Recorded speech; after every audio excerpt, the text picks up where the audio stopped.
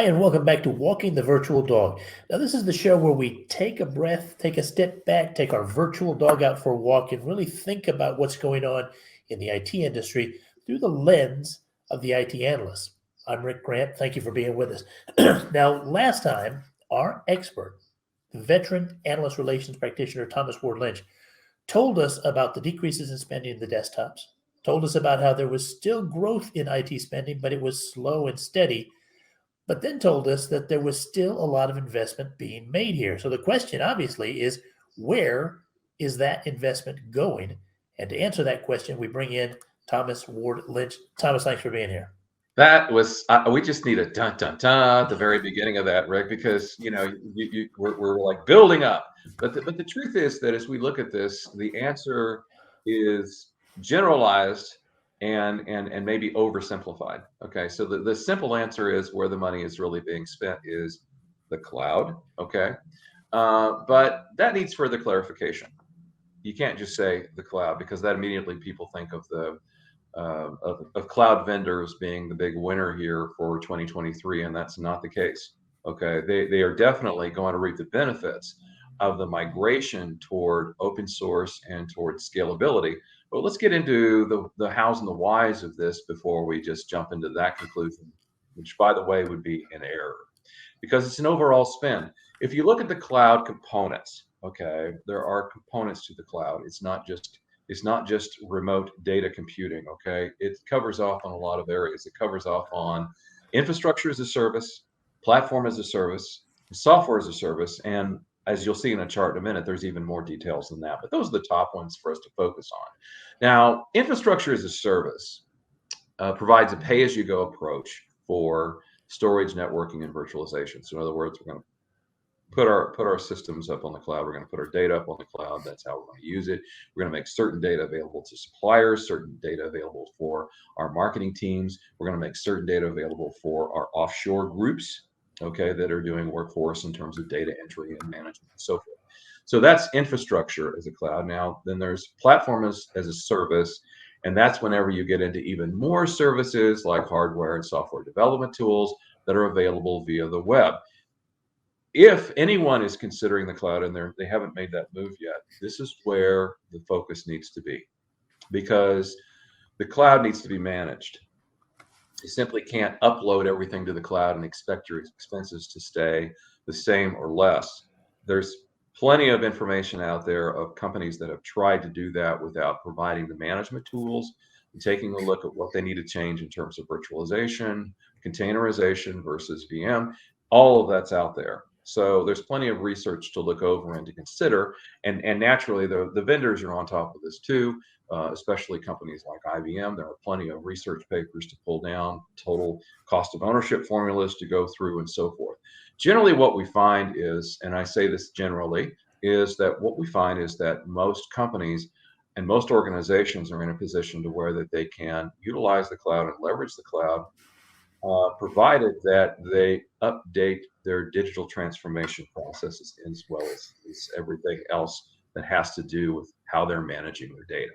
So, and I've heard some really horror stories about how that a company went in to check on their cloud. All of a sudden, and by the way, this was a major cloud vendor. Wasn't IBM or AWS, but it was another one of the major cloud vendors that I'm going to speak to in a minute. They actually went in and checked their account. It was $24,000 higher than it was supposed to be, and they found out that someone had hacked into their account and had started Bitcoin mining. So it does happen. You have to have the management tools, and you have to have the security, and you have to have the boilerplates in place before you can actually fully leverage the cloud technology. And so the whole naive journey to the cloud charts that I've seen over and over from vendors showing how easy it is to get to the cloud completely discounts the complexity of what the cloud layer can really mean and what it is. So taking a look at IaaS, which is infrastructure as a service, we take a look at platform as a service, and then we take a look at software as a service. Now, the software as a service is the highest degree of vendor management, where basically you're renting the software solutions, quote unquote renting. In other words, it's you're paying for just everything to be on the cloud. in terms of what you were using. And at this point in technology maturity, Rick, we're seeing the move toward investing in all sections, but with a concentration on infrastructure as a service and platform as a service. People are getting wise. They're reading articles, they're researching, and they're understanding this isn't just one of those things that they can do overnight. Okay. All right. So who wins when those investments are made, Thomas? Well, the hyperscalers. Okay, I got to come back on screen here because you got to clarify for me. Okay, there's no real category. There's no real formal category for the top players in the cloud space. But essentially, whenever the industry refers to the hyperscalers, in general terms, what they mean is they mean Amazon Web Servers, Amazon Web Services, excuse me, Microsoft Azure, Google Cloud, IBM Cloud, and remember, we look at everything internationally, Alibaba Cloud. So those are the hyperscalers. Those are the large scale cloud providers, cloud service providers. And they're the ones that are the winners in this environment. And taking a look at, say, the first chart that we could pull up on this and show an analyst quote that explains a little bit more. And this is from Sid Nag, a vice president and analyst at Gartner. And this came from a great article that was written in Entrepreneur India. And it talks about how hyperscale cloud providers are driving the cloud agenda. Organizations today view the cloud as a highly strategic platform for digital transformation, which is requiring cloud providers to offer more sophisticated capabilities as the competition for digital services heats up. In the current market, hyperscale cloud providers are driving the cloud agenda. In other words, what we're seeing is as we move towards digital transformation, and that means AI, that means automation of business processes. As we move towards that, the demand is that not for a niche cloud provider, but for a hyperscaler. So that's why these offers or offerings that you come from a hyperscaler category are the ones that are getting the most focus and the most attention. Now, the article that from Entrepreneur India talks a lot about Gartner's research.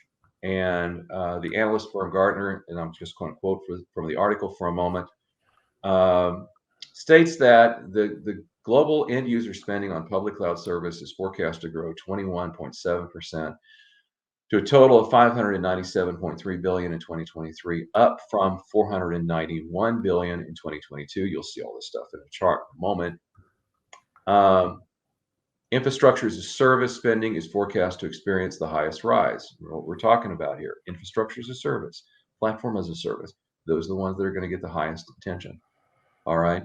So infrastructure as a service spending forecast is to experience the highest rise, increasing by 30.9%, followed by platform as a service, which is 24.1%.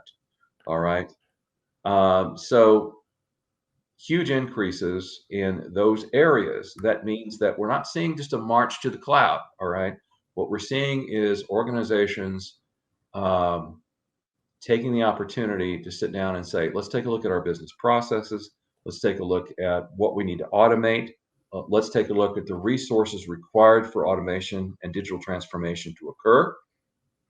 And then they're making decisions in a thoughtful manner of how they go about that process by looking at those particular categories of cloud investment.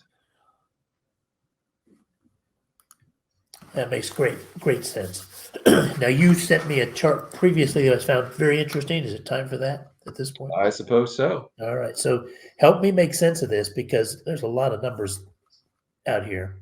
Well, I would have to say that I would have to say that pretty much what I just did was summarize it from the Entrepreneur India charts. But I want to point this out because not often do we get an opportunity to give the best title for an article award to anyone, right? But this one came up as someone who has definitely a sense of humor, and that's Nick Wood. He wrote this article for telecoms.com. And the head of the article, if you look at the chart, actually shows that, which is AI is helping hyperscalers hoover up. So in other words, just imagine your mom's vacuum cleaner just going across the carpet. Just hoover up even more cash. All right. This chart kind of helps explain the forecast as it stands right now. And again, this is looking at Gartner in April of 2023. So in other words, this is a fresh chart. And this is based upon all of those changes we talked about earlier, the fluctuations of the decrease in the PC spending, the decrease of, I should say the decrease of the increase, right, of the overall, bread and butter data center hardware. Essentially what we're looking at here is this is the cloud investment. The summary that I gave earlier stands. Now, as you notice from this chart, there are some additional components that are offered up as part of the research, right? You got desktop as a service and cloud management services and security services. Those are all in there. But look at the infrastructure as a service, look at platform as a service.